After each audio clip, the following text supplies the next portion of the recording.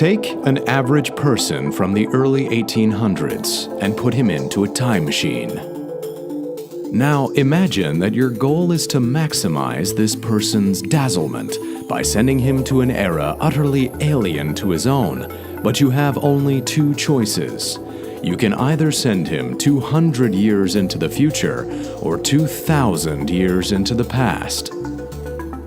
Which would you choose? Which age would be the more baffling to him? That of his descendants some 8 generations on, or that of his ancestors 80 generations back? In the event that our early 1800s time traveler were sent back to arrive, let's say among the ancient Romans around 200 BC, he would encounter a set of somewhat unfamiliar customs and contrivances, and he would certainly notice many things missing that had defined his own daily life, from guns to glass for windows and spectacles. Yet the fundamentals of daily life, how people communicated with one another and entertained themselves, their level of comfort, all would be pretty close to his own experience. It wouldn't take long for our early 1800s man to settle into the world of even his ancient ancestors. Arriving in the early 21st century, on the other hand, he would probably assume he had stumbled into some kind of wizard's dream.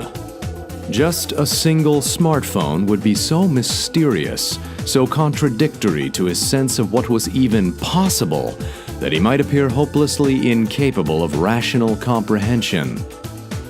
As an ambassador of the modern age, how might you enlighten him? Presented with a smartphone, the man from the past would ask dozens of questions. Where does the light come from? Is this thing alive? How are you talking to someone someplace else? And on and on.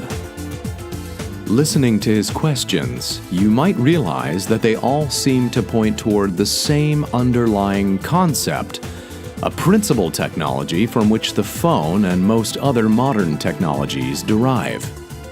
The more you talked with our time traveler, the more you would see that the prime mover of modern life is electricity.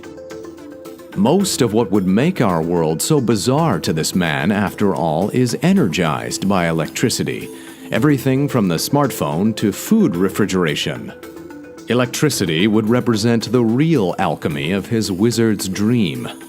If he understood its history, maybe the smartphone wouldn't seem so impossible to him after all. Let's tell him of electricity then, and how it began.